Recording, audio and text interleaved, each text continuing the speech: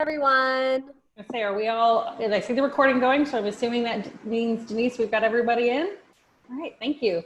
Hello, everyone. Like Heather said, welcome. Hope you are enduring the August heat. I'm super excited for our event tonight. Our speakers are, I'm really looking forward to what I can learn.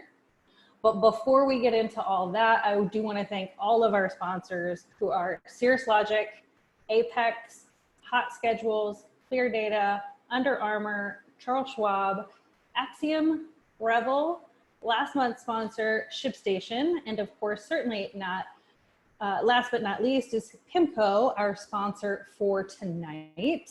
We're super excited to have them sponsor us. This is, I think, our second or maybe even third event. I know we've had Tamara speak a couple of times. We have an incoming, we have a committed volunteer, Ashley Steck, who is from PIMCO, so we're super excited to have a strong relationship with them. And so with that one, I will let Tamara tell us a little bit more about PIMCO. Everyone, I'm just going to start my video, sorry. So I lead our technology recruiting efforts for U.S. lateral or experienced hires within PIMCO in the U.S. And we're really at this pivotal moment in terms of technology at the firm. We have positions that range in everything from core engineering to security to cloud. And we're always interested in opportunistically having conversations with candidates, even if there isn't necessarily a position that you see posted online. So we very frequently have some of our group heads and managers speak with individuals that may have a certain type of skill set. In terms of our internship program, I'm actually going to kick that over to Ashley to discuss in more detail. But as far as our company, just think of us as an investment management. So our investors are more institutional investors, endowments. There are millions of people who rely on pension funds and they retire through the work that we do. We build technology to help our portfolio managers make intelligent investment decisions. So, some of our client account managers, for example, just recently, well, right before COVID hit, were able to do a tour of a new hospital wing that a particular hospital was able to build as a result of us generating alpha for them. So just think of us as, we apply and build technology solutions. And the benefit of that is to help organizations and those retiring financially benefit from that. So Ashley, would you mind talking a little bit about the internship program? Yes, of course. Thank you, Tamara. So just to quickly highlight the internship program, because I manage undergraduate recruiting for PIMCO with a major focus on tech here in Austin. So I know that the majority of you are probably experienced professionals, so this may not be applicable to you. And that's Brutus, sorry. But if you do happen to know any college women, we'd love to hear from them. We are recruiting for next summer, both here in Austin as well as in our Newport Beach headquarters. So I know my contact information will be posted later in the event. So if you happen to know anyone, also if you happen to know any women who had full-time offers for right after graduation and for whatever reason, just given the current environment, if they lost their offer, also have them reach out to me or reach out to me to discuss a little bit more about that. Because as Tamara mentioned, we're always really excited to talk to amazing women who might be a great fit for PIMCO. So that's everything for me.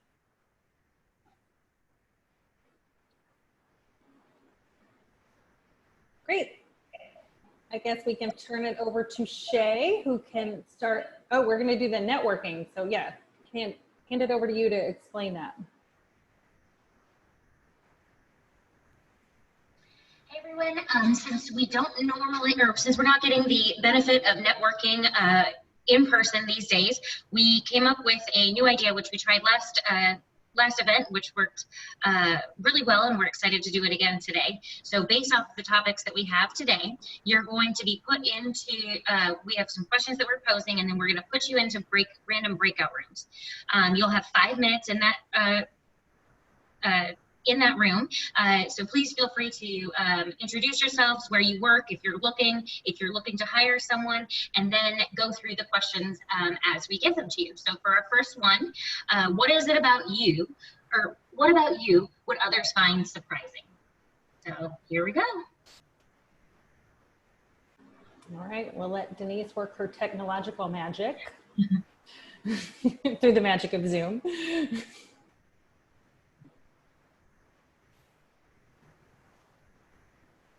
Hey, ladies. Hello. Hello. Is this our show? No, this is everyone, I think. I don't know if it... Okay. Sometimes it's a little slow, and if you don't, and it's a high pressure situation to be doing this with all of these faces staring at you. So let's give her a second and this is the first time she's run one of our evening events for us. So.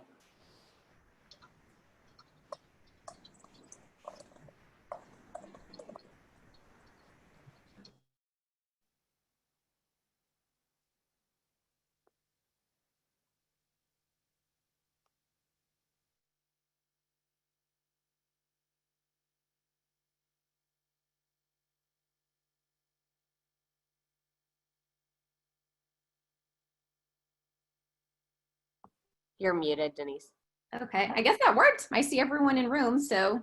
Okay, Ashley's in here, and then Jay Nam at NetSpend is in here. So I don't know if you want to send Jay Nam and Ashley.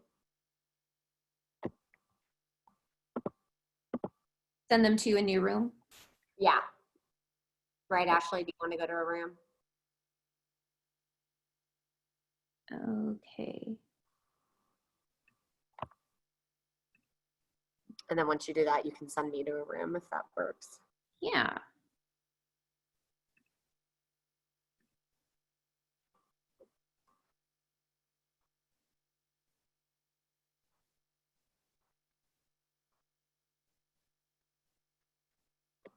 Oh, and then John, I see he's back.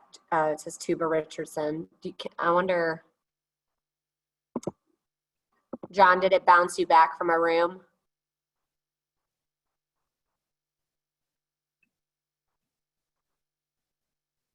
Oh, he's gone again. Was it not letting you send Ashley to a breakout room? I thought I put her in one. So I wonder if she's like on her phone or something. Oh, maybe that's what it is, because I was like, She has I to moved. accept it or something. Okay. Let's see. I just didn't want to like leave you in here. No, you're fine. Okay, it looks like Ashley is moved. Okay, then if you want to send me to one. Okay. I just want to make sure you were good. Okay. I think that will move you. Did that? Not yet. That's so weird. I've clicked your name a few times. And I wonder if it's because I left the breakout room. Try it again.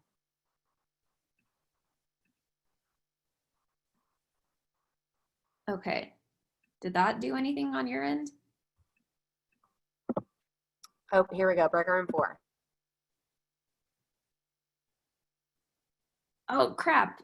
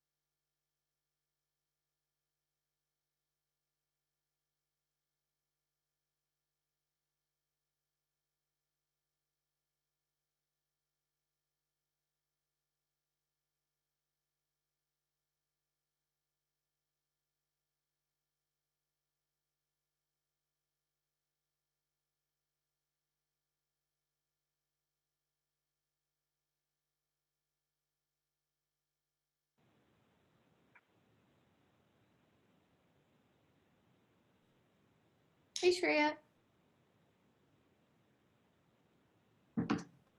Oh, you're muted. I'm good. How are you? Good.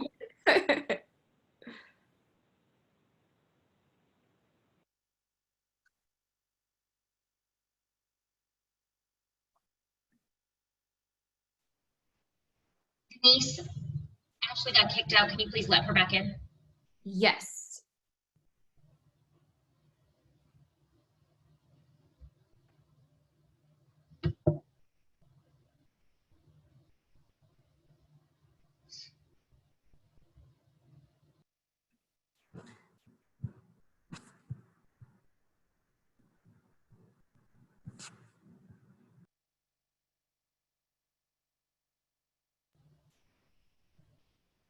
Hello. Welcome back, everyone. Hope the first round went well. Yeah, that's pretty cool. I've never done that before in a Zoom meeting. That's pretty cool. We're learning. Each event, we're learning some new tricks. Cool. Denise, if you want to put up the second question, we can go into that one.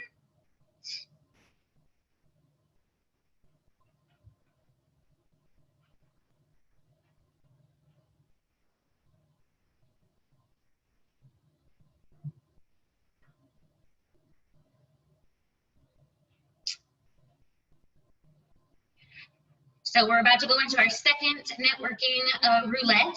And the question you guys can ask is, have you pushed yourself past your comfort zone recently? And if so, how? And give Denise just one moment, she'll get us into our new rooms.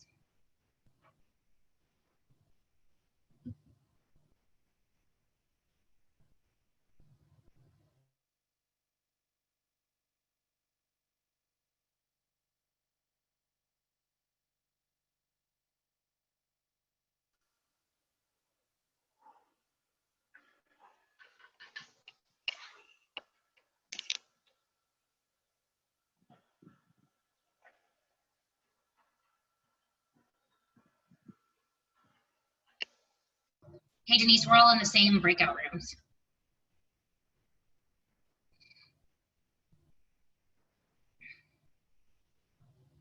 Dang it. Okay. Let me. It's okay. Let's just do the, Heather just said, let's just do the final one. Okay. Which is weird because I had set that to be random, but I guess to Emmy's point, I guess it just kept the same thing, but it's not letting me change that now. I'll just leave them, I guess. I can answer that question. These weren't the questions we came up with, though. Yeah, they, I think Dom changed them yesterday. Damn it. I like the other ones better. I couldn't even think of anything. I was like, I have a 16-year-old dog. Surprising.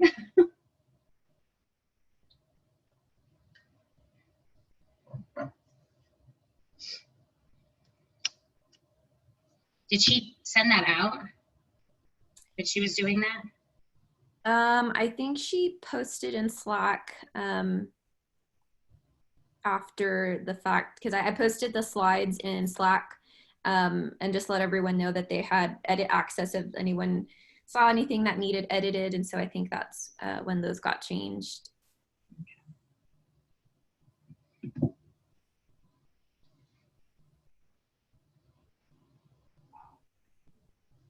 Well, dang.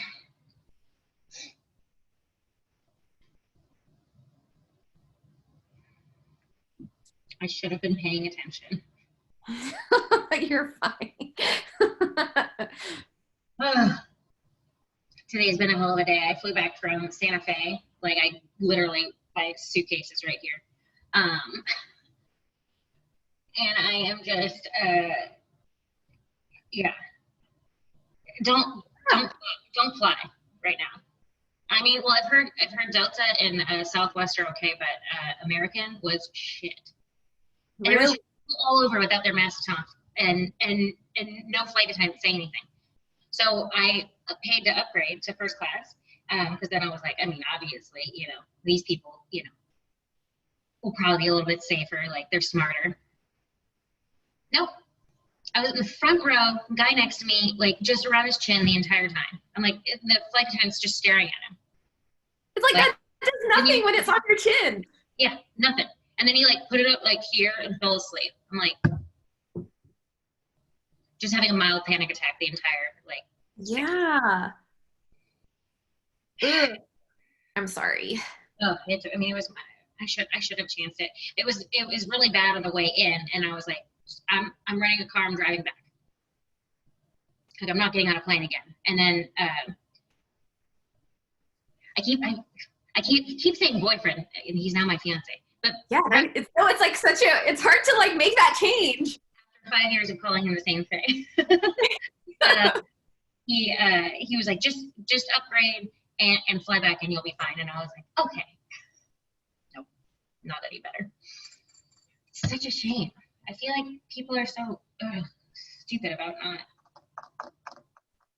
not protecting themselves and worrying about others. Such pain. Yeah.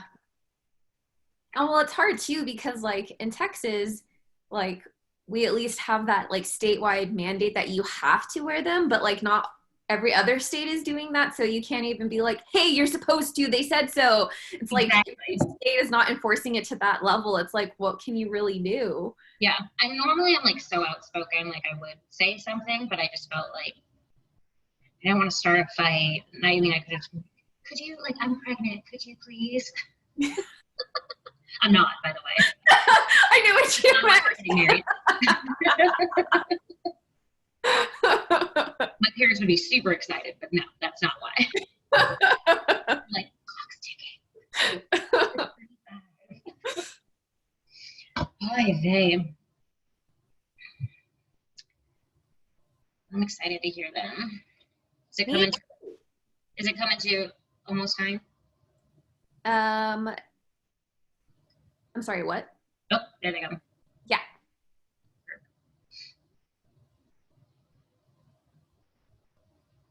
I hit the wrong button. I didn't mean to leave the folks.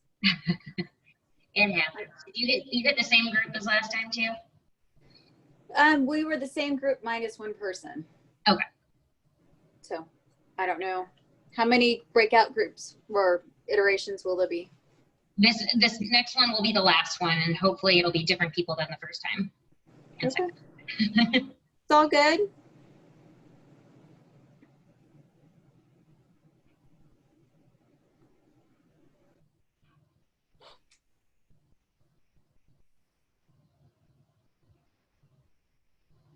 In.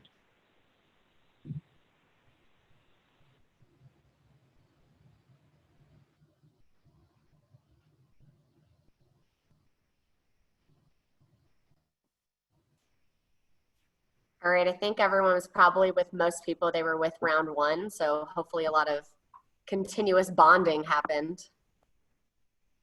Okay. And it will be random. It'll be random this next time. We promise. Denise, if you want to put the next slide up for us here. So this next question is, in an effort to focus on the positive, what has been the best thing to happen to you personally during quarantine? And she'll be sending us off to our new groups. See you in a second.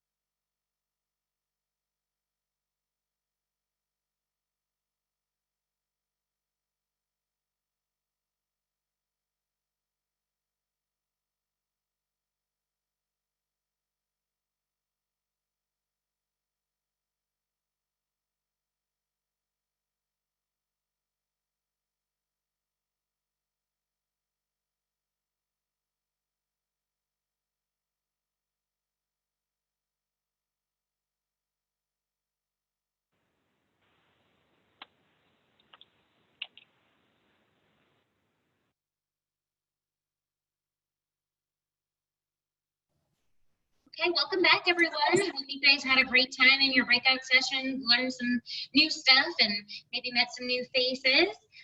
We're going to jump into our speakers for this evening. So first tonight, we are going to have Ashley Kelsch, and she is, oops, sorry, took over my screen too. She is doing, her talk is Future Focus, how to access your future self and get results today. Ashley has over 20 years as an entrepreneur in real estate and retail while raising 2 children as a single mother. In her professional life, personal connection has always been a driving force. Throughout Ashley's career, her focus has been on helping her clients step out of their safe zone into what they really are. As a coach, she's driven to empower people to find answers and solutions that are true to their beliefs and the outcomes that they seek. Ashley is a certified life coach and the host of the podcast Life Coaching for Modern Renegades. She's currently pursuing a certification in healing energies while studying meditation and mindfulness. In blending these disciplines, she's developed a system of coaching centered on cognitive awareness, inner wisdom, and spiritual practice. Take it away, Ashley.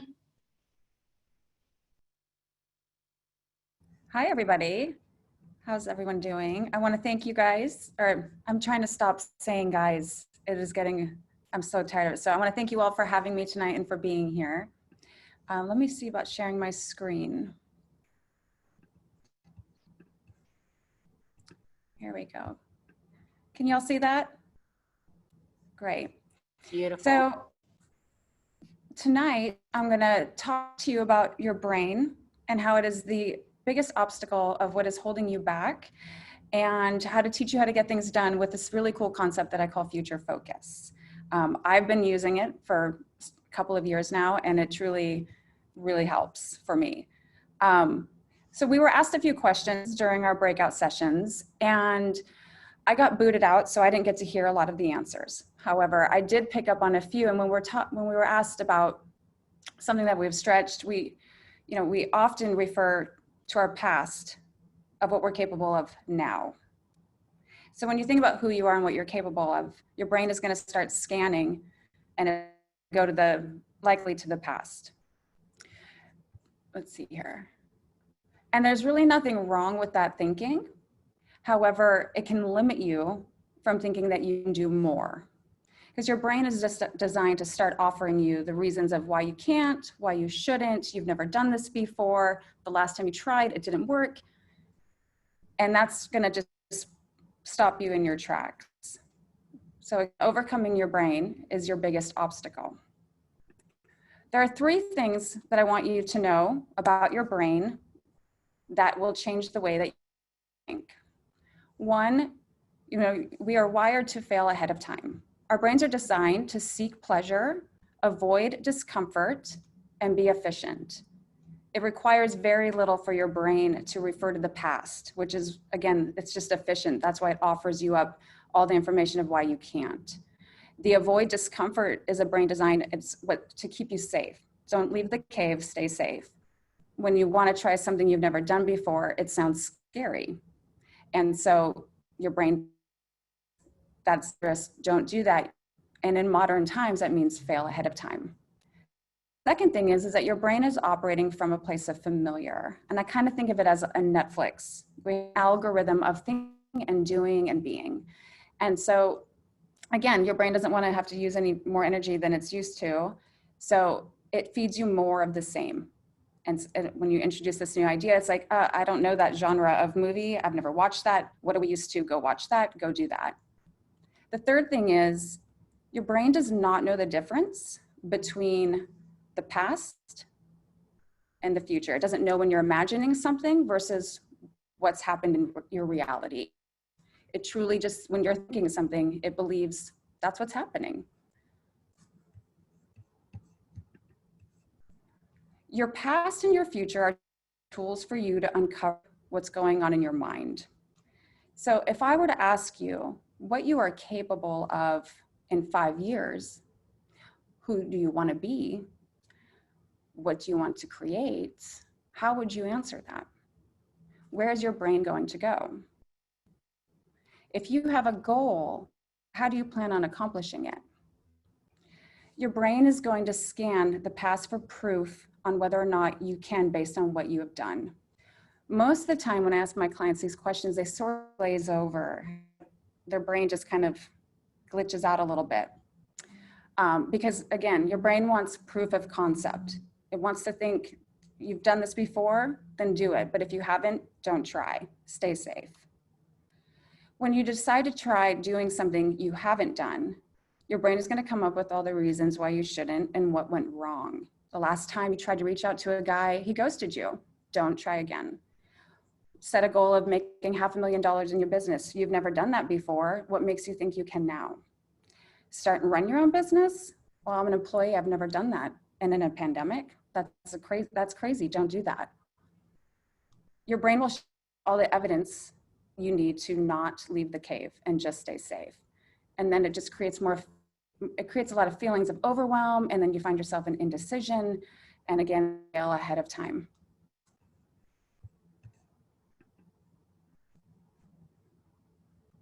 So it's cute with the way the brain works because it is trying to keep you safe, but the only way to get over this part of this obstacle is to become conscious of your thinking. You have to be willing to see your thinking and start letting go of the beliefs you have about yourself and the identity that you've created. You have to believe that change is possible. And you have to believe that hard and on repeat. You have to start seeing this next better version of yourself, the one who accomplishes goals. In order to start getting the results in your life, you have to be willing to overcome yourself, usual way of thinking.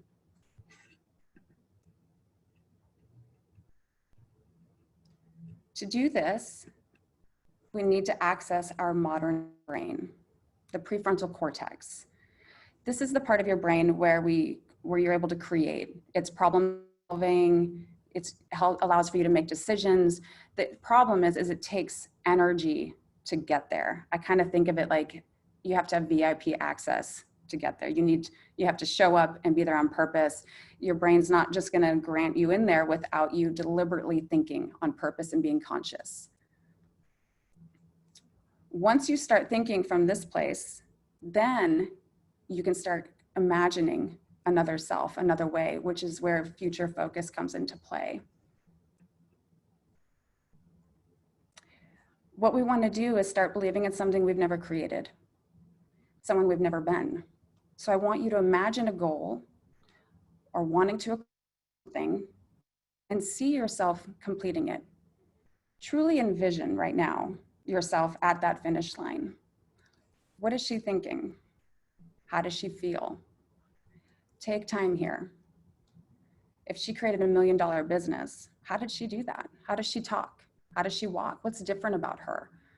What's the number one feeling she has? This is your mentor.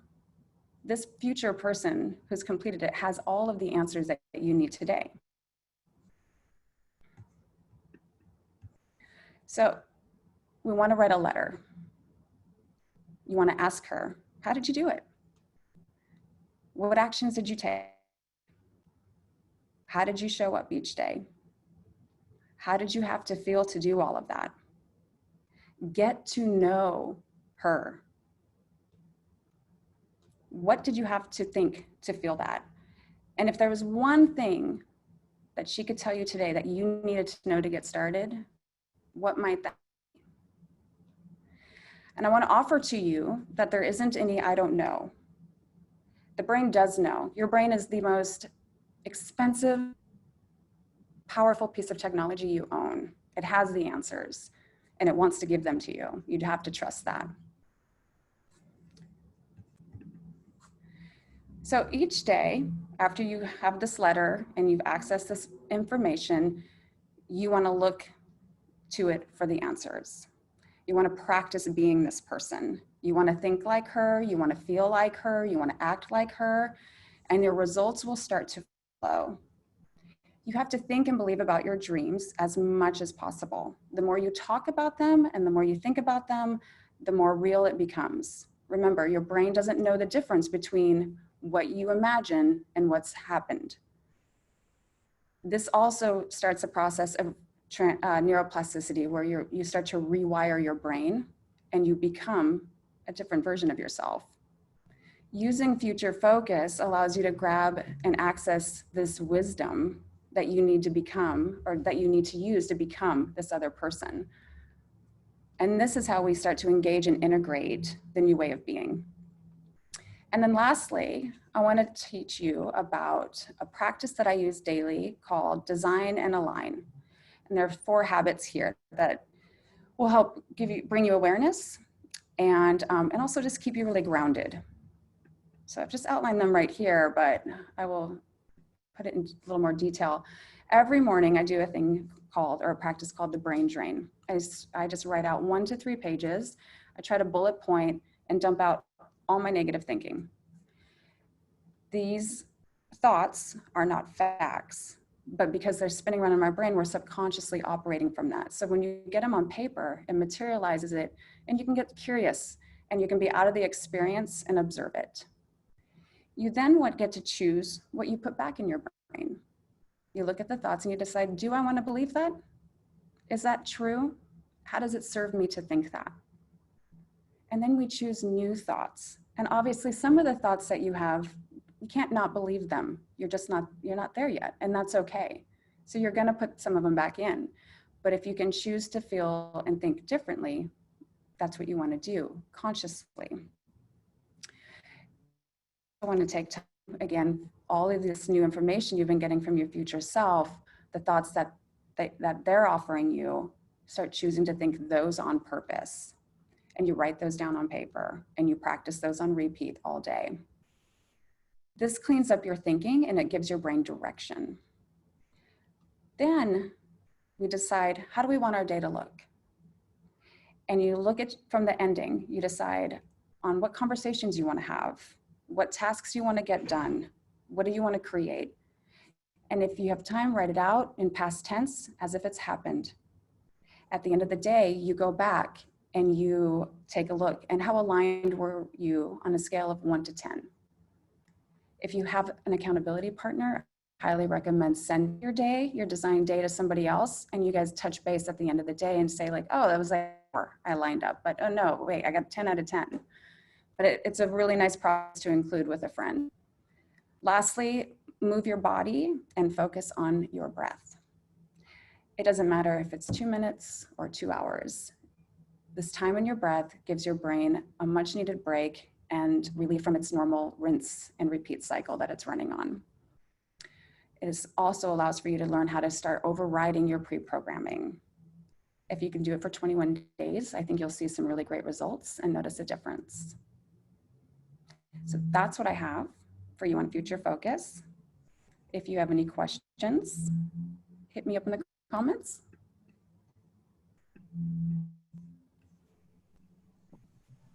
Awesome. Thank you. Thank you. Add any questions to chat real quick?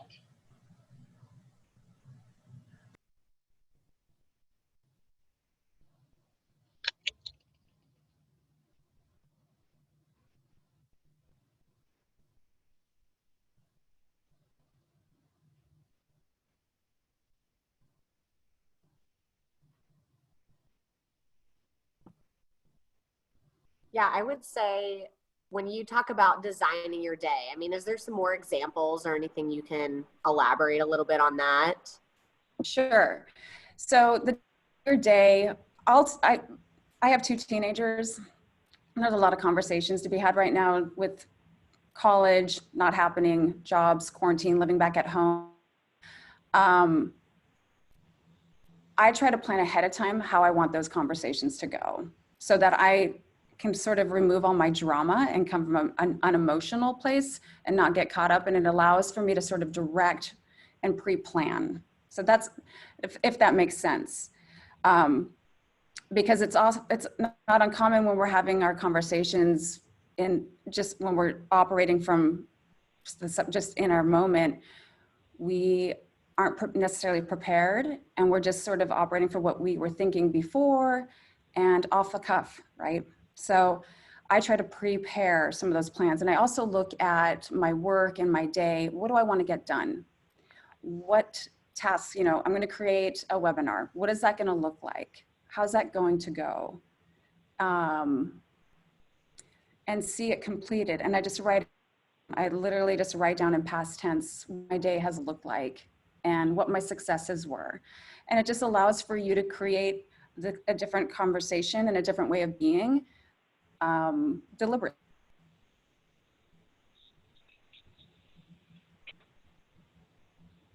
So I see another question in the chat that says, what would you say to a pessimist? Oh, what would I say to a pessimist? Well, I would want to know, I mean, it's in regards to just your outlook, I would say that your thoughts are not facts. And what you think the opposite is equally as true. And to play with that. And that sometimes can be very difficult because what we believe what we're thinking is very real and true. And it's a lot of part of our identity. I'm a big believer also that life is 50% good, it's 50% bad. And there are going to be a lot of things that we choose to not feel good about. And that's okay. But the work is to really understand that we get to choose that we own our thoughts, we own our feelings. You know, when bad things are happening, we're gonna wanna choose to feel upset or angry, but it's our choice.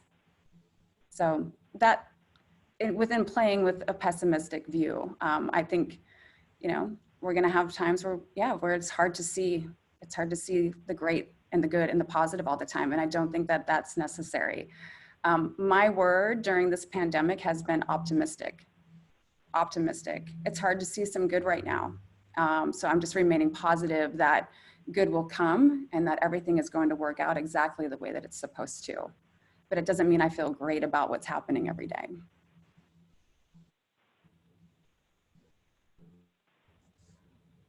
I've noticed in bringing up self-talk in the evenings. Something to know is that in the mornings and in the evenings, that's when your subconscious is really going and it's operating at like, you feel like you can't control the thinking. Your brain is designed to do that. You might want to consider, that might be a really good time for you to do the brain drain and just journal, you know, for a few minutes before bed and just get some of those thoughts out ahead of time. And again, evaluate, you know, how factual is this? And then choose different thoughts you might want to think. I'm also a really big fan of theta music because it gets you in that hypnotic state and it calms the brain a little bit. What kind of music? Like it's theta.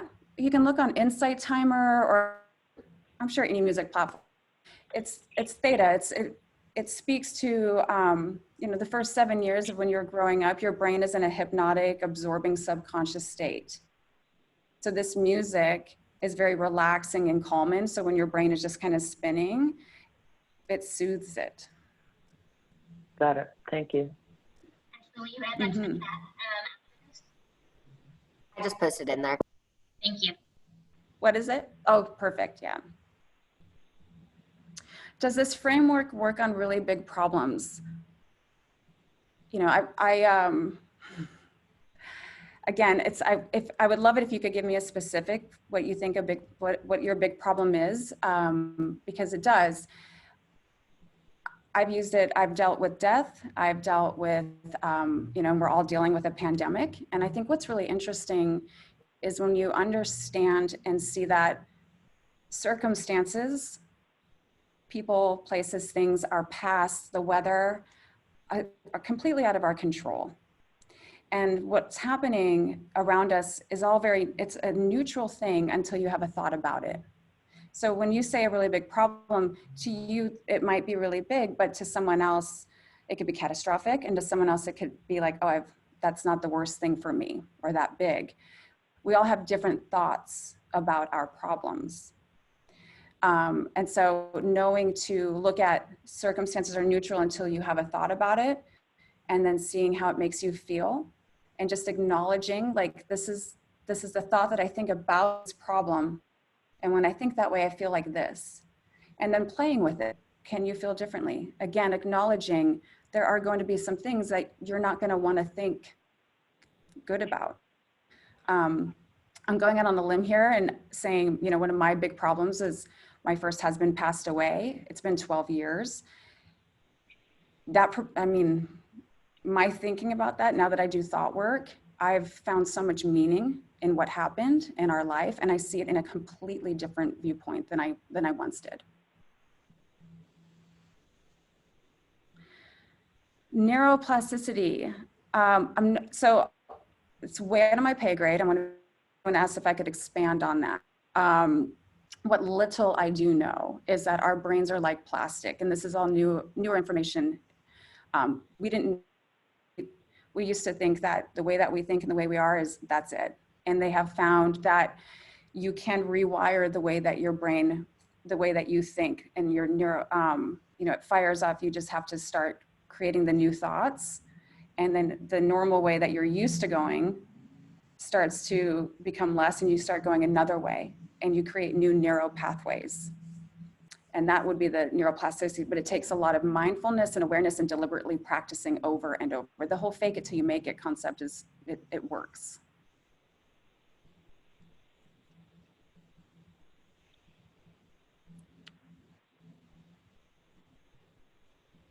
Oh, someone said they've been using yoga and meditation for self-care practice.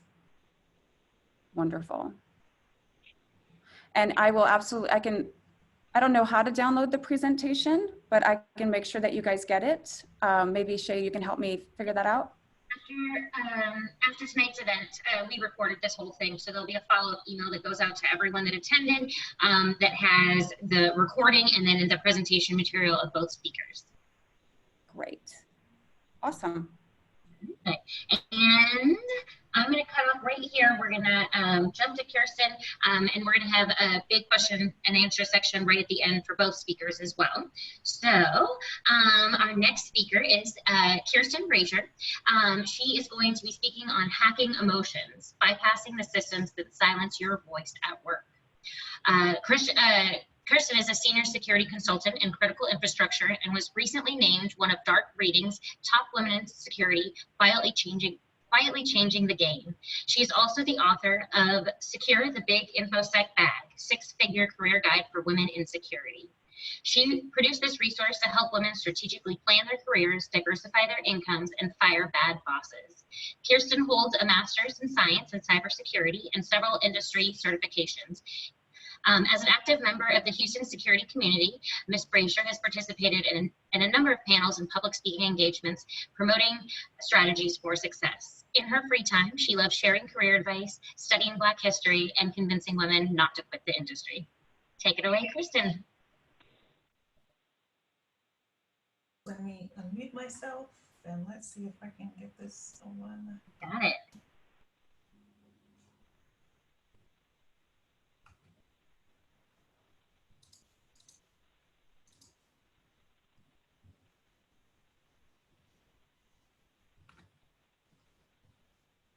Oh, come on.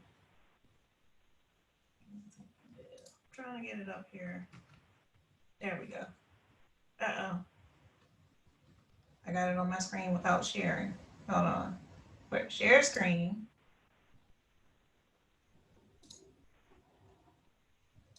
That screen. And then now, okay, I saw it and now it's not. All right, can you guys see my screen? We can see you. It's on the screen. All right, let me try this again. Share screen. I see you, and then Purdue level 5 something. There we go. Oh, the We sun can and see the your screen now. All right, And a share. beautiful tiara. And then, all right, now can you see me? Yep, you're good. Yes. Presentation. All right, I made it. Thank you all for having me. I'm going to, like she mentioned, I'm going to talk about hacking emotions and how to bypass those systems that silence your voice at work. This is a talk that I've given just because there are so many women on social media who are in our profession, and they're always talking about how they get passed over at work. They don't feel seen, they don't feel heard, and trying to figure out how to deal with that. And so I put a presentation together to touch on that specifically. And so we're going to talk about how to reclaim your time when you're at work. If you're in a meeting and someone is talking over you, some ways that you can do that in a politically correct manner. Valuing your own words. A lot of times women, we have a habit of devaluing our own work. So we're going to talk about ways to use words that are empowering and don't take away from any of your work. We're going to talk about presenting your work. I love in one of the breakouts that I was in, once someone mentioned that they are doing the virtual Toastmasters, and I love that idea, and so I wanted to share that just while I was thinking about it. Getting out of your feelings. I have a framework that I came up with to deal with the A-type personalities that I deal with a lot in my line of work, and I wanted to share it with the audience. And also understanding how to tie security to the business, and so minding the business that pays you. So how do you reclaim your time when you're in a business meeting? Some of the ways that you can do that is to just politely tell the person that may have cut you off, I appreciate the dialogue, but I would like to redirect everyone's attention, focus to the content that I'm presenting. I budgeted time for Q&A afterwards. You can say, I'm glad we all agree with the same solution that I just presented 30 seconds ago. You can ask, are you asking because you honestly don't understand or because you're uncomfortable in this moment with me presenting? You can also mention if you would pay attention to my presentation. I can answer that in the coming slides. I know a lot of times people are so anxious to get ahead of themselves that a lot of times, I know for me, I've usually thought through everything that I'm going to discuss, and I've anticipated what questions are going to be asked. And so I usually have those things in other slides. And so I operate under the assumption that other women are having the same thing, where they're dotting all the I's and crossing all the T's. And so if you find that, this is a great way to respond to that. And then lastly, if you have something to say, then I suggest you schedule your own meeting where you can present your idea on the table while we all listen. I've had people to completely take over my meetings, even though they had the opportunity to present the same way that I did. They've worked in the same company for years, but they just like to just take over my meeting and take over my ideas. And so one of the ways I've learned to push back is to say, any one of these, and it is a way to slightly throw shade, but it's also it's a professional way to say that and to get your point across. I also love this quote because I know a lot of us are dealing with, we have a lot more time to reflect on everything, including who we are giving our money to for bills and services that are provided to us. And so if you're on the phone trying to negotiate, maybe you're trying to get, your cell phone bill down, maybe you're trying to get some extra points or a lower interest rate on your credit card, whatever it is. I love this quote and want to share. You can just ask the customer service person, help me understand why you're about to lose my business. Every time I've asked that question, I've gotten people's attitudes change and people are more willing to work with you. So because they want to keep your business. One of the things that women also have challenges with is we use words that devalue our work. And so we have to make sure that we are using words that are strong and using words that really capture the essence of what we're doing and the value that we're delivering. And so I know we love to say in meetings, well, I had this idea about this. Well, what do you think about this idea? Well, if you change, instead of saying ideas, say solutions, that comes off as a lot stronger because you are presenting solutions. You're not just presenting ideas that you've thrown against the wall and you're trying to see what sticks. A lot of times you've thought through these things, and especially if you're the person that's in the weeds on a lot of the problems that are trying to be solved, it is okay for you, and I encourage you to use solutions in place of ideas. Same things with problems, issues, and challenges. One of the things that happens when you change those words from, instead of using problems, issues, or challenges, you use opportunities. One, it causes people to break that wall down. It causes them to be less defensive because now you're not coming to them with problems. You're coming to them with opportunities. And then it also switches something in your brain. And I love what the previous speaker mentioned about changing your train of thought. And this does the same thing. If you're looking at something as a problem, then your brain wants to shut down. But if you're looking at them as opportunities, then you're probably going to want to go down the path of taking advantage of that opportunity. And finally, a lot of us lead efforts, but we are shoved into either support roles or our work is described to others as supporting. I had this happen to me on many occasions where my boss would say, well, Keirsten is supporting this, or, you know, this was a great supporting activity, or this supports the project. No, it doesn't. I'm leading this. And so it's incumbent upon us to take control of the messages about our work and making sure that, and even yourself, it doesn't have to be another person saying it about you. Just be conscious of the fact of how you're describing your work. And instead of saying that you're supporting something, take credit for it and say that you're leading it. So some other examples of word choices when you're going through, when you may be just trying to talk to the team about something that may be difficult, right? A lot of times people don't want to feel like, you know, they're not smart enough or like they don't understand something. And so one of the things that I've learned to use is to switch some words around. And so instead of saying, you know, someone doesn't understand something, like they're not competent or they haven't, you know, learned enough about it, whatever it is, you can say, you know, like team A, they seem to be unclear about their role in evaluating whatever it is. And so that causes people to not be defensive and gives them the benefit of the doubt. And another one is, you know, there seems to be a disconnect with linking system inputs to reducing the attack surface.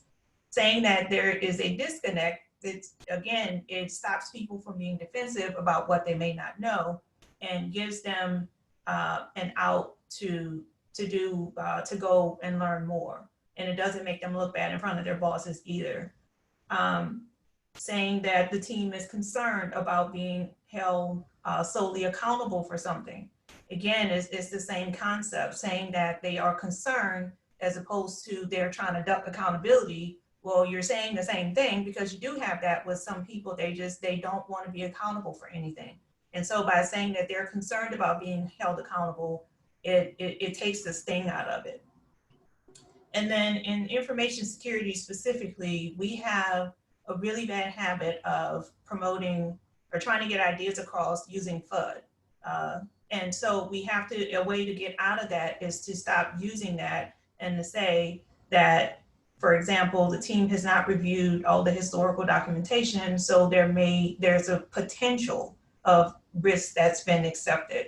By saying potentially, again, you're not clearly and directly saying that there is a problem, but you are saying that this is something that needs to be looked at, and you're raising the issue to management.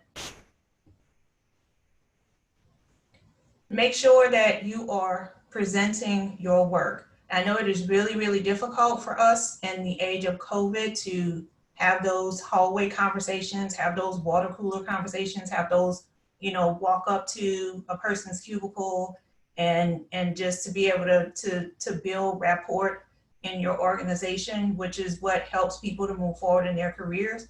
And so how do you do that in the absence of being able to be in the office? One of the things that you can do is to deliver lunch and learns. This is really, really effective. I know I see people on social media and they're like, I can't believe somebody's doing a lunch and learn. You know, this is the only time I have away from my computer and all those things. And so, you're going to get mixed feedback on that, but you can't let that stop you, right? Especially if you're taking the approach of you're using lunch and learns to engage with the business.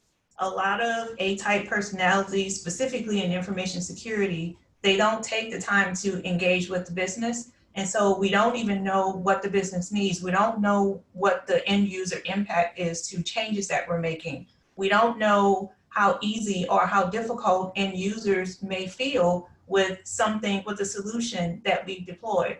And so it helps you to put yourself out there, to engage with the business and to become a resource to the business and to become the face of whatever, if you manage a specific platform, for example, it helps you to be able to build those relationships as well.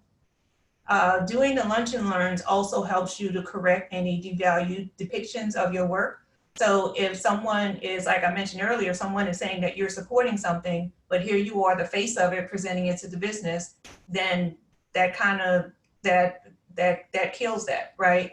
And it also, you never know who in the business has influence over promotions and making recommendations for promotions. And so you always want to make sure that your boss, your team, your little universe of people that you deal with at work, that you're not limiting yourself to just those people, because they are not going to be the people that determine whether or not you get promotions. You want to have as many people singing your praises as possible.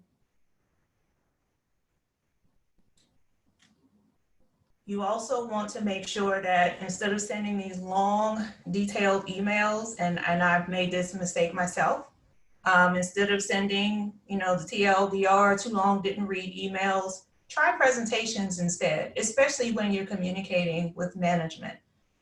Social media, if you listen to social media, people rail against PowerPoint, people rail against, having to sit through presentations that are not engaging or that are boring, or they feel like it could have been an email. And a lot of times that's absolutely true. But the other side of that is that management, this is what they understand.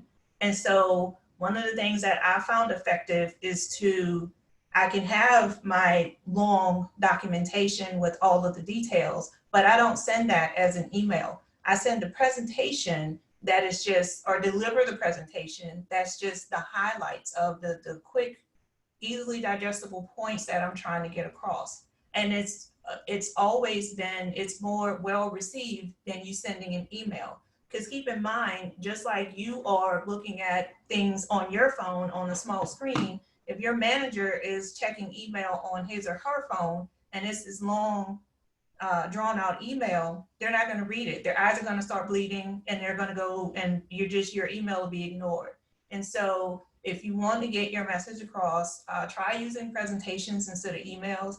And then I put in here some presentation software. Canva is really good, Sway, and then of course PowerPoint, which is what I'm presenting in right now.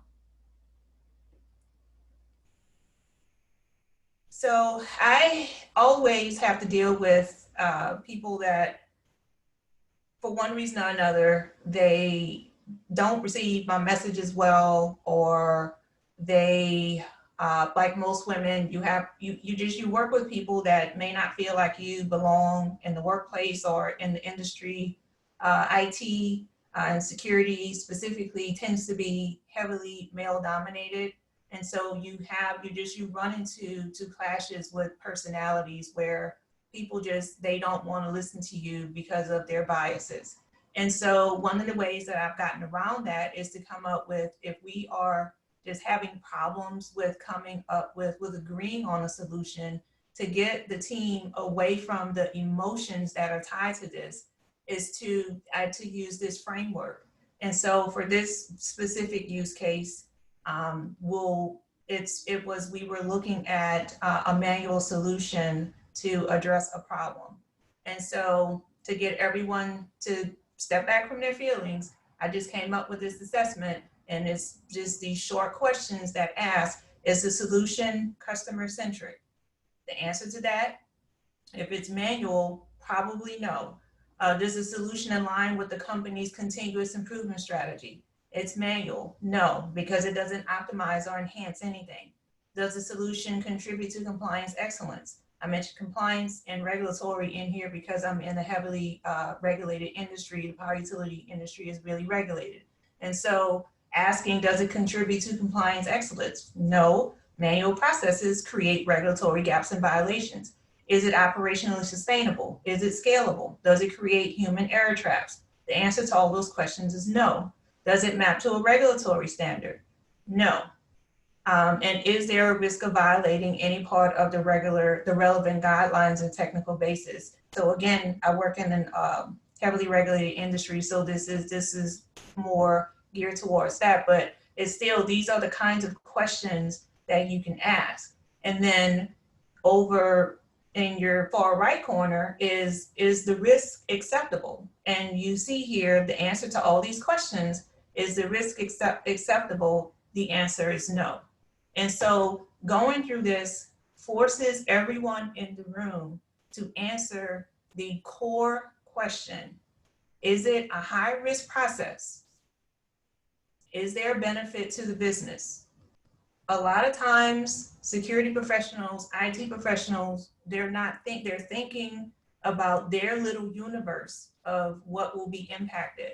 But it forces you to look at this framework forces you to look at what will be the impact to the business.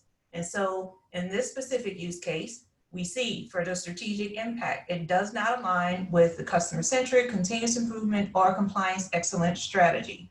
Is there an operational impact? It's not sustainable or scalable. What is the regulatory impact?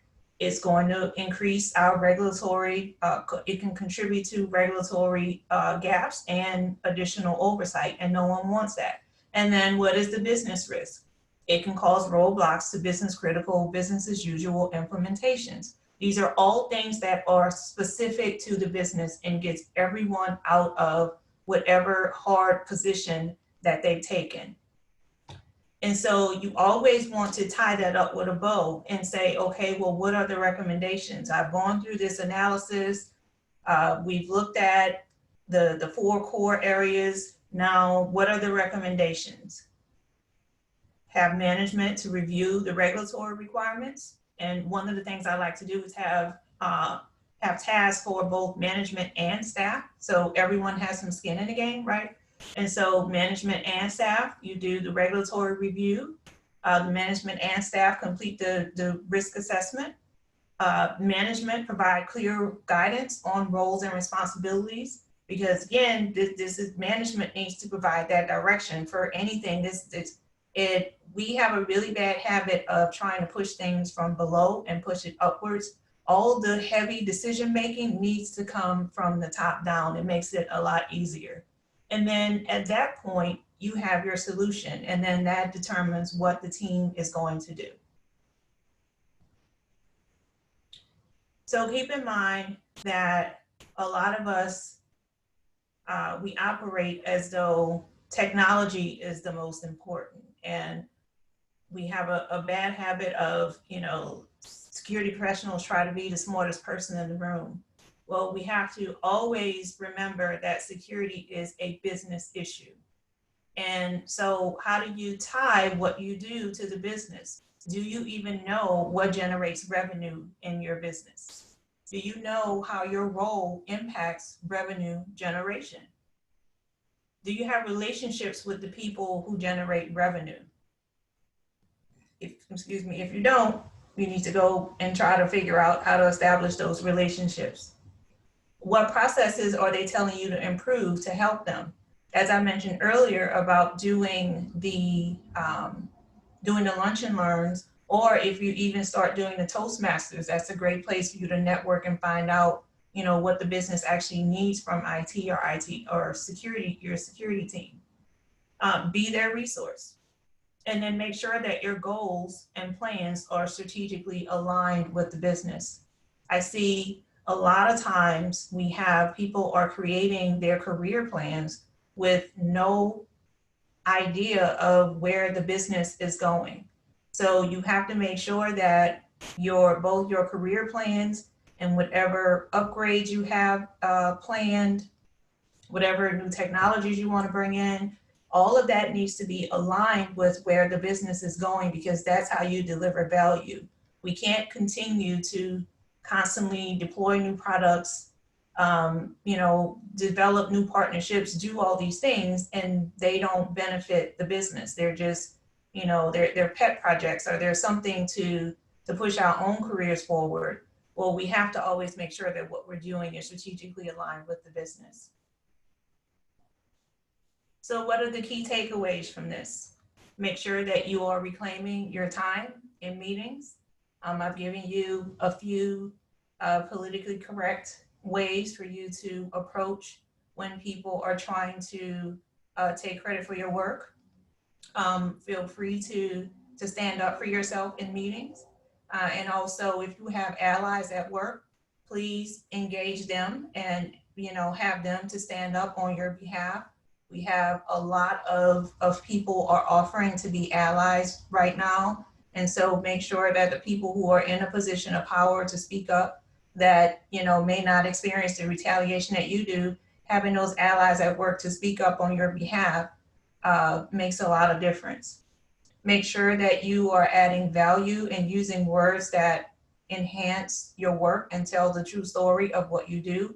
You don't support, you lead. You don't have ideas, you have solutions. Make sure that you're putting that forward, because that creates a narrative that both precedes you and after you may not be in the room. Have the confidence of a reality TV president to go for whatever it is that you want. If there's anything that came out of these last 4 years, certainly for me, is if he can lead national security, then I can do anything. And so I encourage you to take that same energy with whatever it is that you're planning to go after. You can use the risk assessment that I provided to refocus your team on data-driven decisions. And because it is a risk assessment that everyone on the team can fill out, it's also a collaborative effort, so it helps out a lot. And then finally, make sure that you're minding the business that pays you. Understand what what generates income in whatever company that you work for. Understand who are the major players. Be the resource for the business, and make sure that all of your goals are strategically aligned with where the business is going. And that's it for me. Thank you. Denise or Heather, we're going to jump in with questions for both of you. Well, while everyone thinks about questions for Keirsten here, I will ask 2 questions that didn't get answered for you, Ashley. I know one of them was from Peyton. Do you agree that what you believe drives 84% of behavior? Oh, you guys, I believe that 100% of what you think and believe drives your behavior. I believe that your thoughts create your feelings, which your feelings drive your actions, and that's how you create the results in your life. What you think is for you, that's your reality. I also think a lot of that is subconscious, which somebody on here said sometimes when I journal, it feels like word vomit. Do you recommend a certain structure or format when journaling? The 5-minute journal, something you found to be, which you found useful, but you're curious if there's a more efficient way to go about it. So when I was talking about the brain drain, I've used different methods. When you journal, sometimes I feel like you can still stay in your story and you keep perpetuating whatever that is, versus dumping. I like to think of it as like dumping my bitch bag out and just getting all of the negative thoughts out of my brain. And I don't give them a story. And it could be, and I say negative thought, it could be things like, I feel bad I didn't make my daughter lunch. I really wish I would have shown up in a different way on Zoom. These socks suck. I hate, why isn't my laundry done? All this little stuff. And though it seems like word vomit, and sometimes I feel like I'm being really self-indulgent, what's actually happening is that you're getting rid of these first few layers of subconscious thinking. You're just getting it out of the way because your actual, like you have so many other thoughts going on behind the scenes that you can't get to. So when you dump out the bitch bag and assess, do I actually even believe that? I don't know if you've ever found yourself having a conversation where you're saying something and you're talking and then you're like, wait, that's so weird. I actually don't really believe that. Why am I saying that? But it's your brain's processing. Like I'm a very big verbal processor. I have all this stuff going on in here and I'll say it out loud and I'm like, wait, that's so weird. But that's why journaling has really helped, because you materialize the thought on paper and you're no longer in the experience. You're outside of it as a watcher. And then you can decide on purpose if you want to put that stuff back in the brain or not. Does your design your day refer to a schedule or your habits for health and incorporating it into the day? It is all of that. So if you could design your perfect day, and, you know, I mean, of course, some of us are like, well, my perfect day would be no work and I'm with my friends, I'm at the beach, I'm doing this, but I just, you know, if your day is work and kids and you want to work out, what does that perfect day look like? How are you going to spend those 12 hours? What conversations do you want to have? What impression do you want to leave? And think that through and write it out as if it's happened. It really does shift that perspective. And again, so going back to, we're just showing up in our lives with the people that we're with, and we're all just sort of operating from the role that we know. When I'm mom, I have a certain voice, I have a certain idea of what that looks like and what everybody should be doing. And when I sit back and I sort of look outside of that role and how I would like it to go, I can easily get out of my normal, well, you should be doing this, that, and the other. It's like, well, how could this conversation go in a different way? How could I approach it from another angle? What is it that I want my child to learn from this conversation? What do I want to learn from this conversation? What is it I'm hoping I'll hear from them? I hope that helps. Love it. Yeah. Keirsten, I know people are asking some questions about your presentation. So I know, like, I agree. Can you elaborate on, for the TLDR emails, how are you going about that? I mean, are you setting, events and meetings around those times? And do you have any recommendations on presentation style guides? Some of those chats are in there for you. Yes. So I didn't even realize that the chat was going on over here on the side. So my apologies. So I love PowerPoint. And PowerPoint actually has, if you start a blank presentation in Office 365, there is a design, trying to find it so I can show you guys. There's a design ideas and designer function in Office 365 in PowerPoint. And so that is a great way if you start out with a blank template based on what you type on the screen, it gives you ideas of how to format your presentation. And then you don't have to use the same one. Like every slide that I go to, I click on that design ideas because it'll give me a design for each one. It'll give a different, just different ideas for you to format the text on every slide. Canva is really, really great. I love the designs that are in there. I have not used them for work presentations, but I do know a lot of people that love it for the work presentations. And then also I mentioned Sway. I haven't used Sway, but people swear by it. And so I just, when I presented, when I gave the recommendations, I wanted people to have options. And so those would be the top three. I think just most people are comfortable with PowerPoint and have access to it as a part of their jobs, as a part of 365. So that will be the first place to start, because you also don't know if you send something in Canva or Sway, if your boss doesn't have that same software, how is it going to render on their screen? And so just, you can PDF it and send it to them, but just to err on the side of caution, if you were to send your boss, for example, a presentation, and then you end up having to deliver it in person, and then it looks one way on your screen and another way on theirs, then you create more problems. So do what you're most comfortable with and what most people have access to. That will be my best advice for that. That's awesome. And then I know the one question is, so when you're sending these out though, are you attaching the presentation? Because I know I personally just read this book that I love, and it's called No Hard Feelings. And it's all about workplace etiquette. And one of them was like, when people meet and both parties don't know the purpose of the agenda, they're not always getting something out of it, right? And so I was curious, do you attach that with like the meeting invite, or how do you go about that? I do. So I do a couple of things. The first one is sometimes if there's a problem that I'm thinking through, I love to put it in PowerPoint because it helps me to think through the entire solution. And so sometimes what may be a quick conversation with your boss, if you use a presentation to think through it, then you communicate more effectively. And so it depends on the situation.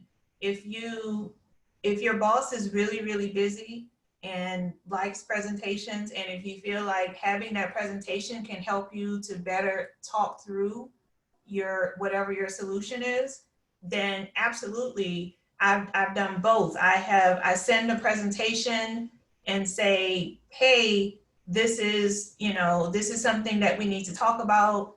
Let me know if this will suffice, or if you want to have a meeting so that we can go through it. And then sometimes they're busy and they don't want to have a meeting, but because I put only those specific things in there, they can respond to me based on that. Other times, because it's something that's complicated, they need me to come and talk through it. But because I've typed out my details in my TLDR, but I didn't send it to them, when I go talk to them, I have my talking points on the screen so that they can just zero in on those things, but I'm telling them and filling in the details. And so to your point about people not understanding even why they're going to meetings, I absolutely share my presentations and have them as a part of, unless I'm making last minute tweets to the presentation. But people appreciate it because they know what they're going in, that, they have time to think about what they're any questions that they may have. They're not caught off guard. They're not blank staring and like, why am I here at another meeting? They have an idea of, okay, this is what we're talking about. This is the agenda, and this is not a waste of my time. Yeah, that makes sense. So I agree that Colleen mentioned in here, like the advice of virtual Toastmasters to get comfortable with presenting virtually. Is anyone a part of something like that, or any ways that we can access something like that? Do you know? It was someone in one of the breakout rooms that you put me in that does the virtual Toastmasters. Hey, it was me, and I think a coworker is on as well, who joins. So we have a club that's sponsored by the company, and attendance hasn't been as good with virtual, because I think a lot of the guys used to come for free lunch, and they're not getting that virtually. But I think it's, confidence in speaking virtually, just talking to a camera and not to the screen. It's good practice. And then there's this, an impromptu portion of it where you're thrown out a question. You have to speak for a couple minutes on it. That's why I joined. I really wanted to get better at that. So it's been good. And, people across the company are part of it. So it's a nice networking opportunity. I think people came to AWT for the same thing, the free wine. So I'm just kidding. We've had good attendance virtually, but that's awesome. Thanks for sharing. Well, I know Denise wrote in here, Keirsten, any tips on how to start speaking up? For example, if someone's dominating your meeting, which guilty, how do you usually go from saying nothing to now owning your meeting and speaking up to reclaim it? So I love to raise my hand and smile. Like, just kind of like, like some of the quotes that I mentioned earlier, like, hey, I appreciate the dialogue, but, to respect everyone's time, that's a great one. To respect everyone's time, I would like us to stay focused on the topic at hand. And we can certainly, our budgeted time at the end. So that way, if you have specific questions, then everyone else they haven't been deprived of the information that they came here to get. And I'm happy to spend time after the meeting. That is a nice way to say, STFU, but not, it's putting it like you're respecting everyone else's time. And so I'm more comfortable saying that more than any of the others that I put up there. Some of the guys, they're too much. And so I have to, say something where I'm throwing shade just to like let them know, I see what you're doing and, you're not going to mess over me. But, and then know your audience too, right? If it's just you and your team, then you can throw all the shade. But if it's like senior management, then saying, I want to respect everyone else's time, it's a nice way to tell them to shut up. But you're respecting everyone else's time. So, yeah. I want to pipe in here on this one. Here's a trick that I had when I was a Scrum Master and I had to run meetings. And this was before COVID and we had 2 offshore people. I literally got a squeaky dog toy. And when I squeaked the little dog toy, that meant I get to take back my meeting. Because it was a way to interrupt, to say we've gotten off topic or we need to table this or whatever. So that's what I would use when it's just audio only. And now that we've gone to more cameras, I will literally do a timeout sign, you know, so that people can see that we've gotten off topic. And that's how I redirect things. So people can see that they can finish their thought or whatever, but I'm going to take back my meeting. Yeah. That's a good point. And I know, to piggyback on there, Ellen wrote, if you haven't been as assertive in responding to disruptions, people taking credit, how do you manage for people potentially negatively reacting when you start trying to practice reclaiming your time? I mean, some of them, they will react negatively. But I've learned over time, those people who are reacting negatively, it's usually, they have ulterior motives anyway. And so if I am presenting a solution, I've thought through it. I've called a meeting for a reason. I've been working on this. I've been in the weeds. I've done the work. I've, worked the extra hours. I've lost sleep. I've done all these things. And you are going to respect my time. And if you respond negatively to that, then at that point, perhaps I need to get management involved. Perhaps I need to get HR involved. It just depends on, how it escalates. But for the most part, we're in a professional environment. And so they may push, but they're not going to go too far, especially if you, again, I like to use I want to respect everyone else's time. If you frame it that way, then other people, right, who want their time respected and they want to get out of this meeting, they're more likely to support you if someone else is just being a jerk. And I've had that happen too. Yeah, and I know Diane chimed in here. One, that she loved your phrase of, help me understand why you're about to lose my business. Yes. Very powerful there. But I know, I love what she said, is how long did it take you to be comfortable saying things like that in meetings? Or this is just here in the last couple of years, I want to say. I think everyone has to get to a point where they are so confident in not only what they know, but what they do and the effort that they put into learning all of what they're presenting to anyone, that that's where the confidence comes from. It's the knowledge, like, I know more about this than anybody, and you can't tell me something different. And if you can, we can talk about that in a respectful manner that's not in this meeting, because this is my show.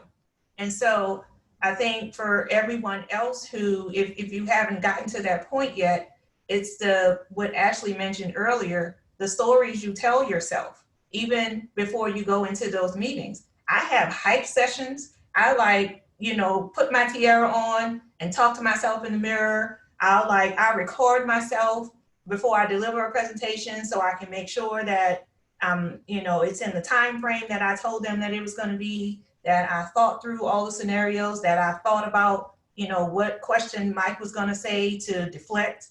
I thought about all of these things. And so if you can do that, and if you can, tell yourself the stories that give you that confidence, then when you face those situations, you become more comfortable handling them.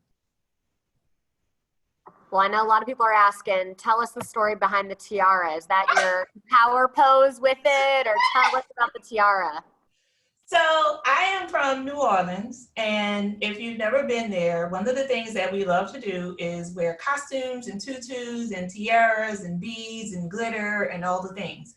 And so I'm here in Texas. I've been here since 2012. You can take a girl out of New Orleans, but you can never take New Orleans out of the girl.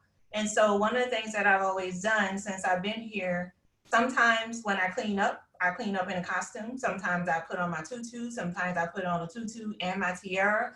It's those things that it just makes me feel better. It makes me feel normal, and makes me feel like I have some control over something, no matter how small. And then certainly here recently, the putting on a tiara just makes me feel better. It makes me feel like, okay, I have some hope and something to be happy about. And I'm the queen of my laundry, and I'm the queen of, the laundry. The laundry. It drives me nuts. I'm the queen of the laundry.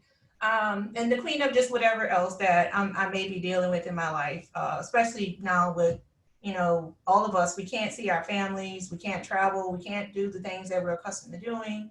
And so it's the one thing that makes me feel good and makes me feel better. So I wear it. I wear it like every presentation that I've delivered since we've been in quarantine, I've had on tiara, every one.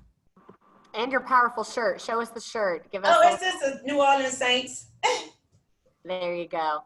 Diane was excited. Yeah. Well, next, we've got a couple more in there. So I know I got your note, Grace. So she said, curious of ways to respond to people when you're talking in the middle of a meeting and someone's trying to make a point on the topic. For example, if, you know, I'm talking with the meeting host and then someone pipes in to make their point, how do you, you know, divert back? I mean, can you elaborate a little bit more on there? And Grace, if that's not exactly what you're asking, feel free to unmute yourself.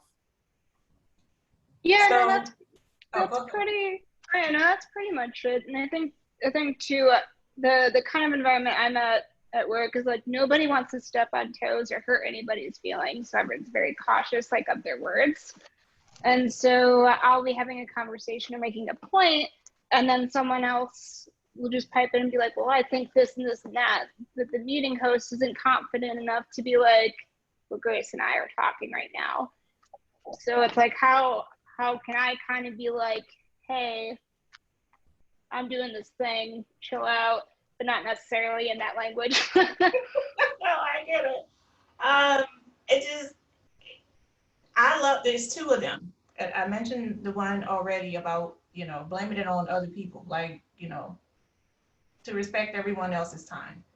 And then the other one is, you know, I appreciate the dialogue, because then that lets people know, like, I hear you. People, part of it is people just want to feel seen and they want to feel heard. So acknowledging them, you know, I hear you, I see you, I appreciate the dialogue. It takes that defensiveness away.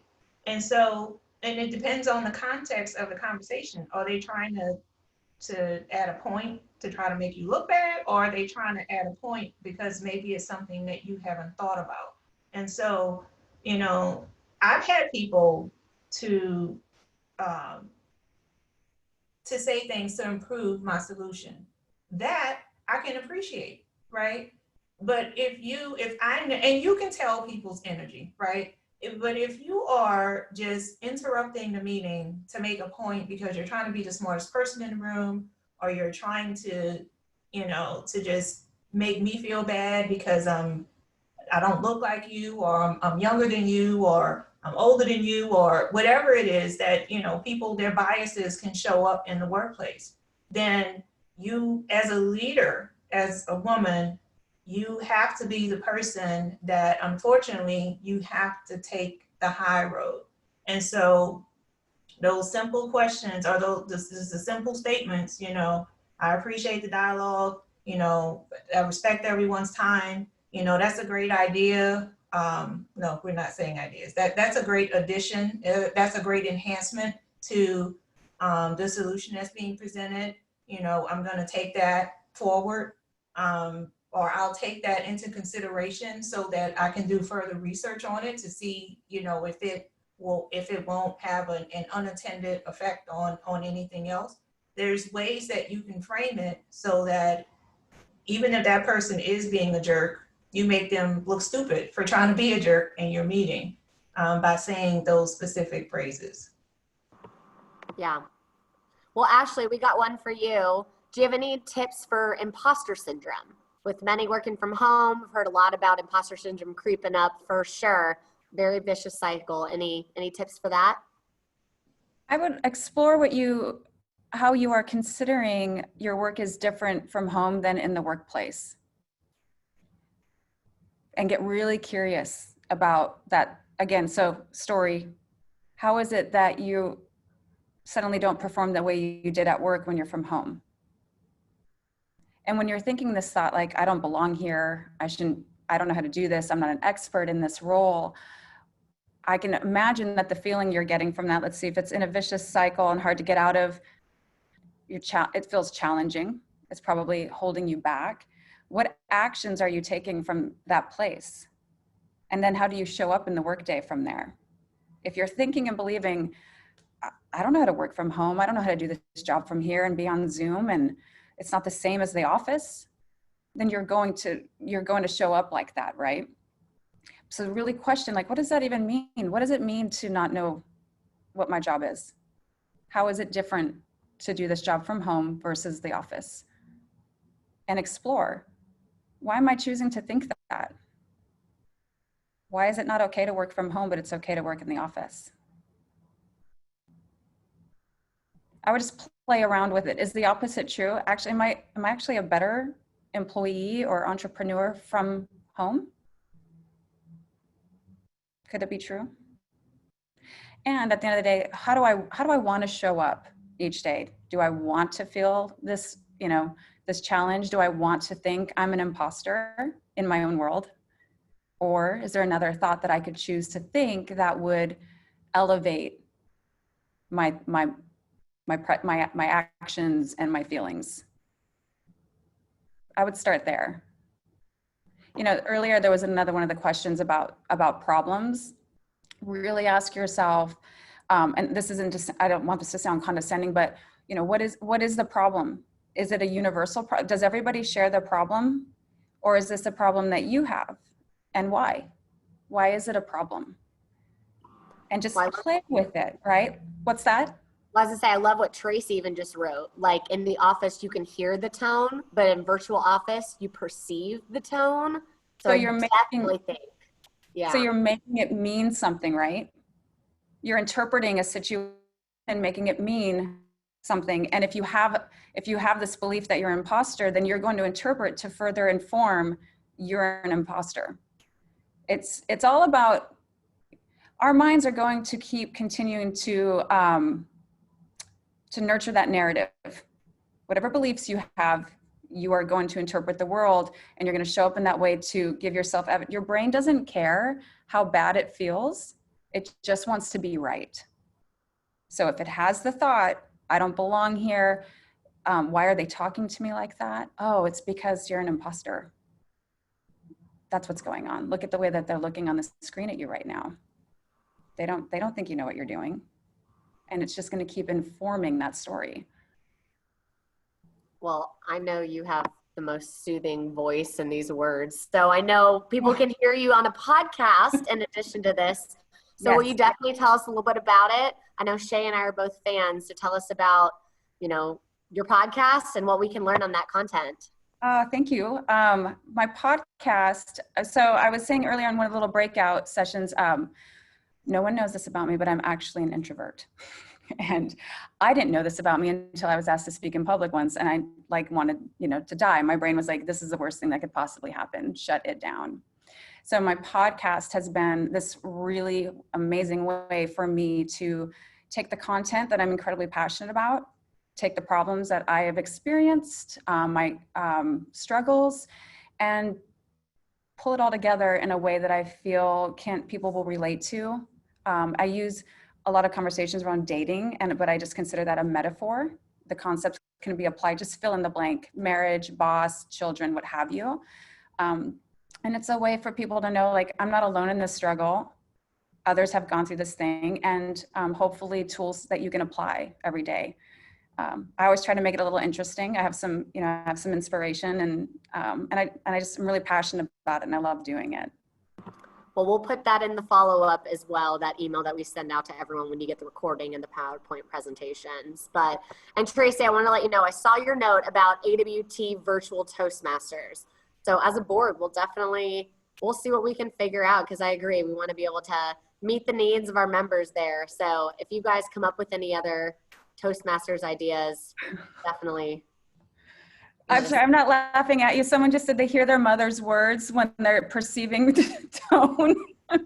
Yeah, I bet that feels real good. I'd hate to be the other person who you think is talking like your mother, honestly. That's funny. Your boss. I love it, Tracy. Well, awesome. Well, I think that is amazing dialogue. Thank you all for the questions. Thank you, Ashley and Keirsten, for speaking. You guys are some boss ladies. And speaking of boss ladies, we have some new ones to announce. Dom, you want to take it?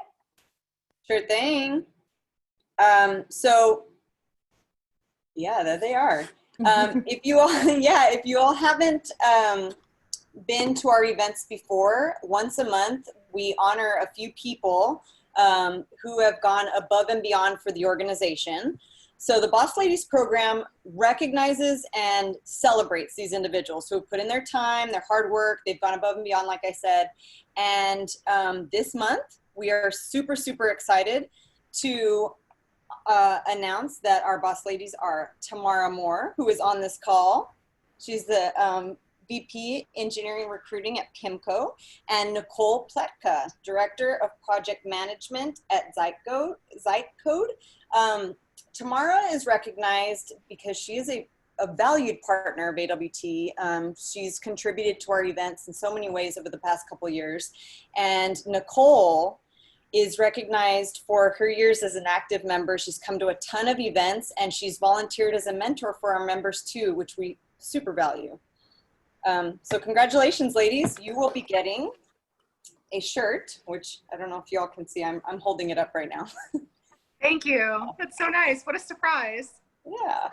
So you all be getting a shirt and some swag in the mail. And welcome to the Boss Ladies team. Thank you. Woo! Hearing Boss Lady actually reminds me of a pretty good resource that it isn't Austin specific, but it is something that I've recently found to be very helpful. It's sort of like the Glassdoor for women. It's called Fairy God Boss. And so if you just maybe think of it, if you are looking for career advice or to really kind of get the skinny on what it's like to, if a company has like female friendly caregiver benefits or things like that, definitely check that out. But sorry, I had to add that right there. Awesome. Thank you. That's amazing. Well, the bread and butter of what we do this is, again, by the people, for the people, and we want to connect you. You had the networking at the beginning, but now we want to talk about who's looking and who is hiring. We want to make sure we can make those connections both here tonight as well as after this. So if you guys don't mind either unmuting yourself, or not guys, you ladies, because I agree, Ashley, I'm trying to not use the pronouns all the time. So if anyone on here is looking or hiring, please put it in the chat or unmute yourself, and we'd love to hear from you. I'll kick us off. I'm Diane Kenyon. I work at Charles Schwab. I currently have one position that I'm hiring for, which is a contract senior project manager, more than 8 years of project management experience. But the DICE Q2 report showed Schwab as the #6 employer in Q2 for tech jobs. So if you're looking, definitely check out all of our opportunities across the country. Hi, and my name is Tanya Scarra, and I work for the Texas Department of Licensing and Regulation, and I am the IT manager for the software development services and also our new licensing system. And I currently have 2 positions open. I just interviewed someone, and I'm actually sending out reference requests right now for a senior web developer. So I think I'm about to fill that one, but I do have a system analyst 4 position open, and I would really, really, really love to interview a lady. Thank you. Great. Tony, could you tell us one more time the name of the company? I'm sorry, Texas Department of Licensing and Regulation. So the acronym is TDLR. I just posted it here in the chat as well, Wonderful. Both Schwab Careers and the TDLR. Wonderful. Thank you. Annalyn, I know, said we chatted about it in the breakouts, looking for a Scrum Master, Agile Coach role. Annalyn, if you want to unmute yourself, I think you have a fun little story. She actually doesn't even live here in Austin, wants to connect with us. You're still muted, Annalyn. Oh, I think you're double muted again. Nature of the I world. forget the 2 mutes. I've got to unmute too. I live in Minnesota, but I've had IT contract roles in Texas before. I love it there.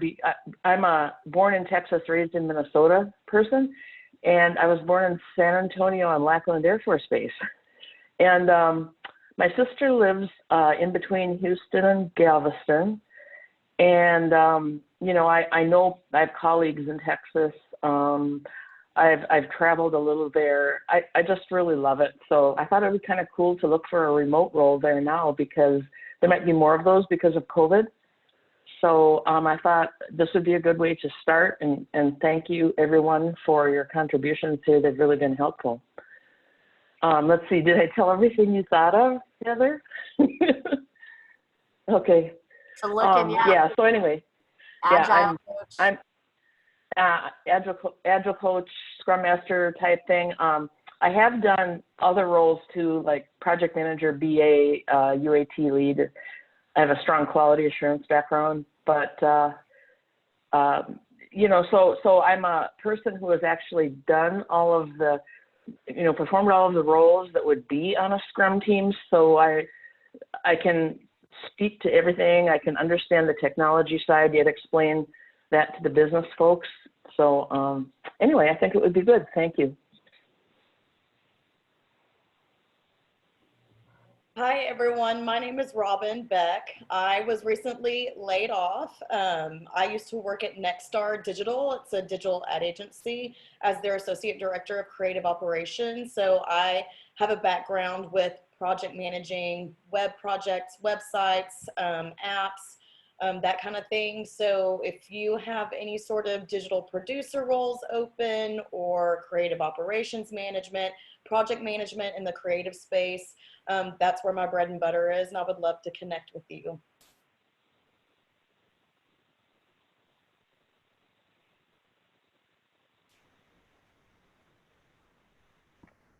And Shay and I both work for IT recruiting companies. So Apex Systems and Tech Systems both are hiring for various different roles. So definitely we'll get connected with you guys as well. Lacey with Neos, and I think I saw Cheryl on there. Yep. As well. So yeah, and that's if it's one of your first times with AWT, there is a good blend, I would say, of people in a variety of different roles, organizations. Some are in the sales recruiting side, so they can help from the consulting agency side, but as well as like the direct with companies. So just a heads up there that the four of us that are in the recruiting world get access to you guys too. Great, thanks.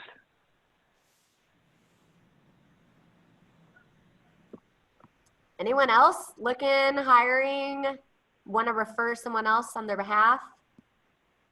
Well, I would just like to speak. I found y'all just by Googling women in tech, because I'm involved with supporting women in geography and GIS, and I'm on the board there, and I was looking for opportunities for us to have more connections with other women's groups, and just to reach out and start getting involved. I went ahead and joined the group, and this is now my second opportunity for a meeting. So I thought I'd just make sure I introduce myself and make it known that I was looking for more connections with women who are in tech. So thanks for having me. Yeah, and we actually are working on potentially even setting up, and Dom, correct me if I'm wrong, but like a liaison type chair to help network more with some other organizations like that. I mean, we've done a lot with other women in tech events here, and we used to have large happy hours, but we're definitely trying to figure out ways to partner with organizations like that. So thank you for chiming in and sharing. In fact, we're opening, our retreat for discussing these kinds of things is next week. So we're tossing around the idea of a liaison chair, which would go to other women's groups and build stronger connections with other women's groups. And then we're also considering an ally chair, which would just go to all tech groups, regardless of gender support, so that we can build connections with those organizations as well, so that we can give a really strong network connection for all of our members and for their members once we make those connections. So more to come on that very soon, hopefully. Absolutely. And again, if you are a member of AWT, you should be in the Slack channel as well, where we do have a job boards posting. So we'll definitely get everyone connected. I saw some people are sending in their LinkedIns there into the chat. So definitely get connected with everyone. But we can make those connections too. But anyone else? And while people are getting up the courage to talk, I'll share a little bit about our upcoming events. We have been doing 2 every single month, if you've noticed. We've been doing one during the lunchtime and one during the evening like this. So our upcoming events, so mark your calendar. We have lunchtime discussion, which is Achieve Entrepreneurial Success. And that'll be on Tuesday, September 8th from noon to 1. So be on the lookout about that, all about breaking out of that 9-to-5 type world. So it'll be a discussion with Jen Schultz. And again, it's definitely more of like a tech talk type session, but we wanted to have diverse times for everyone. And then on Tuesday, September 15th, it'll be the one about financial independence. So we have a panel of different speakers. Axiom is our sponsor there. That is on Tuesday, September 15th at 5:30 in the evening on Zoom again. So it'll be a good financial eye-opening discussion about that. So definitely mark your calendars for the upcoming events. And again, PIMCO sponsored today. They're on here. We'll have their contact information here at the end. But again, going forward, if you've seen or heard, AWT is obviously virtual. So some of the incentives we're having for our members is going forward, all of the events are going to be free for members and then $10 for non-members. So definitely look at becoming a member. I'm the membership director. If you have any questions, a little bit about it, it's $60 for the year. That'll obviously get you now access to all of our events that we have 2 times a month. It gets you into our Slack channel where we have continuous communication about community events, AWT events, the job boards, mentorship, tips and tricks, and content that people are loving, like podcasts from people like Ashley. So definitely be sure to join us on Slack. But that's a little bit about it, becoming an AWT member. So it is what you put into it. So we love that everyone comes to these events. Thank you for this community and really just not letting it fade while we've all been home. I really appreciate whether this is your first event or your event. So I see Maribel's looking for some admin marketing. Courtney posted her stuff in there. So keep those coming. And then we will have all of these in the email as well. But yeah, there's Tamara and there's PIMCO's information up there. Shay, Heather, sorry, not Shay. One other announcement, there's Galvanize is sponsoring or hosting the history of women in computer science on the 27th. And so if you haven't seen that, I posted it on the Slack channel, but it might be a good opportunity to just learn more about how we can support women in STEM. Yes, I will post that in here right now as well.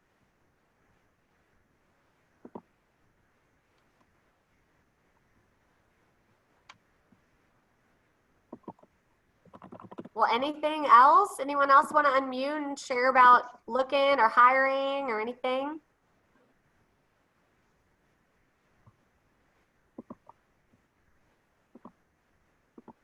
Sadly, I need to quit working. I know. Isn't that sad? I'm still sitting here working. I know. And I agree. The Zoom exhaustion is real when you're staring at your computer screen. It's a little bit more draining. So well, we'll let you guys all run, but thank you again for showing up and being present and contributing all that you do. We are very grateful for you all. Thank you. Thank you, everybody. Thank you, PIMCO, for sponsoring. Tamara and Ashley, thank you very much for your contributions. To Ashley and Keirsten, again, a big thank you to you as well. Thank you, everybody. Take care. Can we save the chat?